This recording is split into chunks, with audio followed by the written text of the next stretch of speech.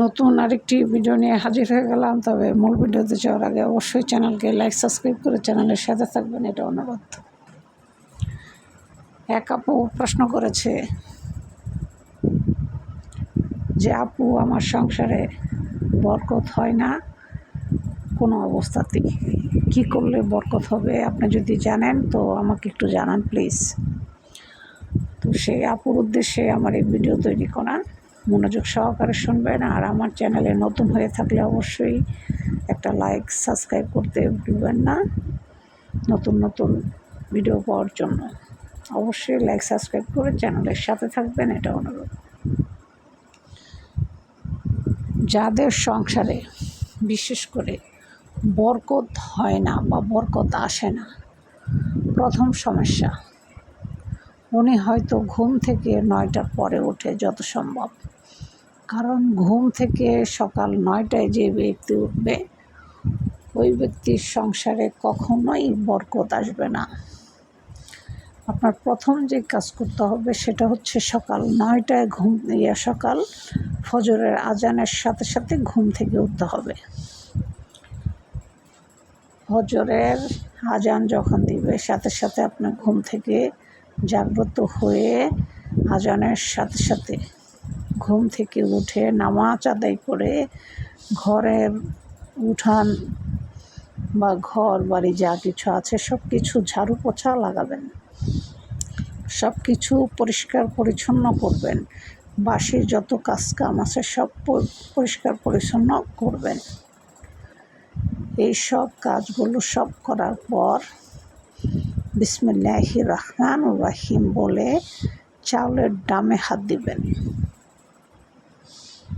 যখন আপনি চাউলের ডামে বিসমিল্লাহির রহমানির রহিম বলে হাত দিবেন, ইনশাল্লাহ আপনার সংসারে অভাব থাকবে না, সবসময় ভরপুর থাকবে সংসারে, টাকা পয়সা অর্থ সব কিছুই। আর বিশেষ করে আপনি যে কোনো কাজই করেন না কেন, সব কাজ বিসমিল্লাহির রহমানির রহিম এর সহিত করার জন্য চেষ্টা করবেন। কারণ বিসমিল্লাহর বরকত আমি যদি আপনাকে বলি বা এর ফজিলত যদি ব্যাখ্যা করি, ঘন্টার পর ঘন্টা পার হয়ে যাবে, তারপরও এটার ফজিলত বলে শেষ করা যাবে না। তাই আপনার সংসারে বরকত না আসার কারণ হচ্ছে আপনার সকালে ঘুম থেকে উঠেন না, নামাজ পড়েন না, আর হচ্ছে কোনো কাজ শুরুতে যখন করেন বিসমিল্লাহির রহমানির রহিম সারা ওই কাজগুলো আপনি করেন, যার কারণে আপনার সংসারে কোনো বরকত নেই। আল্লাহ তাআলা বরকত উঠাই নিয়ে গেছে। 1 লাখ টাকা কাম করলো আপনার স্বামী, কামাই করলো, দেখা যাচ্ছে মাস শেষে 1 টাকাও আপনার থাকে না। তো আশা করি আমার ভিডিওতে বুঝতে পেরেছেন কি কাজ করে কিভাবে চলতে হবে। সকালে ফজরের আজান দিবে, ঘরের বধূরা ঘুম থেকে উঠবে, এটা হচ্ছে নিয়ম। আপনি নিয়মের বাইরে যেয়ে কোনো কাজ করবেন, আল্লাহ বরকত দান করবেন না আপনার সংসারে। আপনি যদি আমার কথা বুঝে থাকেন অবশ্যই লাইক সাবস্ক্রাইব করে কমেন্ট করে জানিয়ে যাবেন কথাটা ভুল বলেছি না খারাপ বলেছি না সঠিক বলেছি।